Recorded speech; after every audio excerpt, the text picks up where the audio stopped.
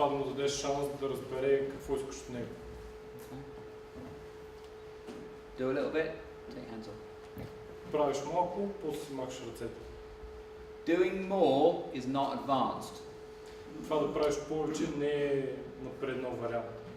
If I said to you, go and give a 15-minute session to somebody with 6 moves and charge them 100 leve, ако ви кажа, направете 15-минутна процедура на някой с стоящи се от 6 движения и поискайте 100 лева за това, you'd find that challenging, probably some of you. Това вероятно ще бъде затруднение за повече. Especially if you're used to massaging them for an hour or something, you know? Особено ако сте свикнали да ги мачкате или масажирате часове наред. Because it's called perceived value for money. Това се нарича възприета стойност. And that's the mistake that people make. И това е една от грешките, които хората правят. I'll show you an advanced Bowen move. Ще ви покажа Bowen движение, едно напреднало Bowen движение. This is an advanced Bowen move. Okay. Това е едно напреднало Bowen движение. Or I take my hands off and I stop. Или махам ръцете си и спирам. And so Tom Bowen would take 10 minutes to do his sessions. И всъщност сесиите на Том Боуен са продължавали около 10 минутки. He could see when to stop, he knew he didn't have to do much, and he didn't really care what people thought. Той е разбирал кога трябва да спре и всъщност не се е интересувал от това какво хората ще си помислят. It takes a while to get there, but it's worth it. Отнема известно време да стигнете до това ниво, но си заслужава.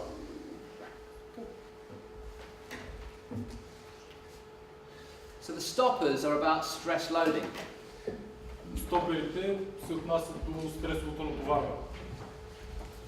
The idea is that we stand upright as humans, we stand upright as mature humans, but we have to have the gravity to absorb that. Hello. How are you doing? Good. We have to have the pressure of gravity pressing us down. Идеята е, че като възрастни хора ние стоим изправени, но всъщност нас ни натиска гравитацията. So this is kind of the curves that a body has. Maybe not your body, but Това са нещо като извивките, които има тялото, може би не вашето тяло. The idea of this is that it allows the springs of the body to absorb the stress of walking upright. Идеята на това е да позволим пружините на тялото да поемат натоварването от това да стоим изправени. So if I was to get a piece of metal and bend it backwards and forwards, what would happen? Ако взема парче метал и го сгъвам напред-назад, какво ще се случи? It would break, right? But just before it broke, you put your hand on that bit where it's about to break, what would you feel? Ще се щупи, да, но ако точно преди да се щупи, сложите ръката там, където е готово да се щупи, какво ще усети? Heat, yeah, energy, yeah, converted energy. Топлина, да, това е енергия. Конвертирана енергия. Kinetic energy. Кинетична енергия. Energy which exists by reason of its motion. These are all Newtonian physics laws.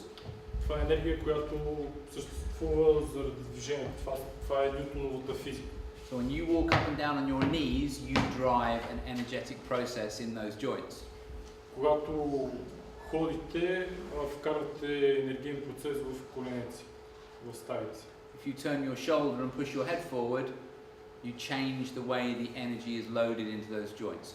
Ако завъртите рамото си и наведете главата си, ще промените начин, по който се предава енергията в тези стави. If you're not sitting in the right position, you won't be able to stand up. Ако не стоите в правилната позиция, няма да може да се изправите. Put your feet on the floor. Feet on the floor. Put your feet flat on the floor. Сложете си стъпалата върху земята. Sit back in the chair. Облегнете се назад в стола. Put your hands on, face up on your lap. Ръцете си слагайте нагоре в спута ви. And without changing position, stand up. И без да промените положението си, се изправете. What was that? Какво беше това? You can't. It's impossible. Не може, невъзможно. So all your muscles still work, all your bones and your skeletal structures are still operating, but you can't stand up. Всичките ви мускули работят, все още костите ви са здрави и цялата ви структура е цялостна, но не може да се изправите. Alright, so now go to stand up.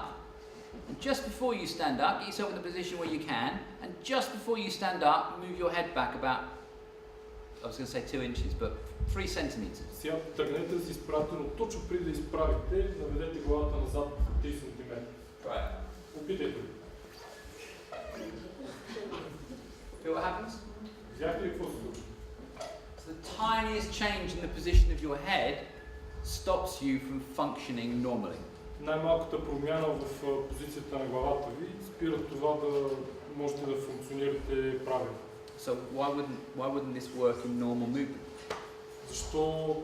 Защо пък това да не работи при обикновени движения? Well, it does. Ами, то работи. Okay, so we have to have springs. We have to load our springs in gravity. We have to get in the right position. Трябва да имаме пружини, които да натоварваме спрямо гравитацията, трябва да влезем в позиция. And then we have to get the levers to work over the springs. И тогава трябва да направим така, че лостовата система да работи върху пружини. Okay, if you imagine your spine as a broomstick, a straight broomstick. Ако си представите гръбначен стълб като една права дръжка на метла, And your head as a 7 kilo bowling ball. а главата си като една 7 кг топка за боулинг. The thing it says in England, if you want to lose 7 kilos of ugly fat, you cut your head off. Ако искате да загубите, в Англия казвам, ако искате да загубите 7 от гръдните си килограми, трябва да ви отрежем главата.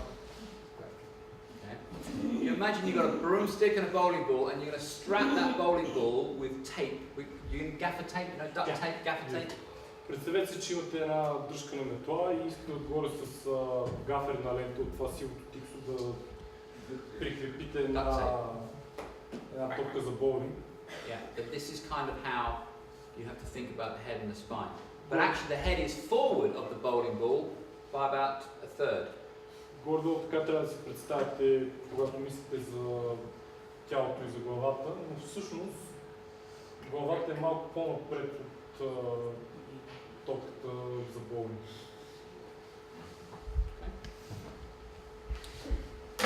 So there's a lot of energetic structures that we can play with. There's some very deep spinal muscles. There's loads of work we can do with the spinal and paraspinal structures. Има много дълбоки енергийни структури, с които можем да работим. My principle of teaching the technique is to teach you the examples of the procedures and then help you to find out how to work the rest out yourself.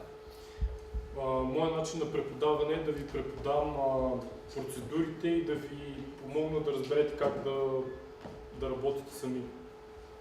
If you have to keep coming back to me to learn new stuff, then I'm just controlling you and taking money from you. Ако трябва да се връщате при мен, за да учите постоянно нови неща, това значи, че аз ви контролирам и просто ви взимам парите.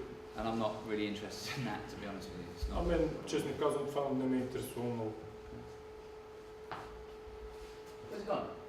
Ето ти. Okay. I don't know what's going on next. Key features.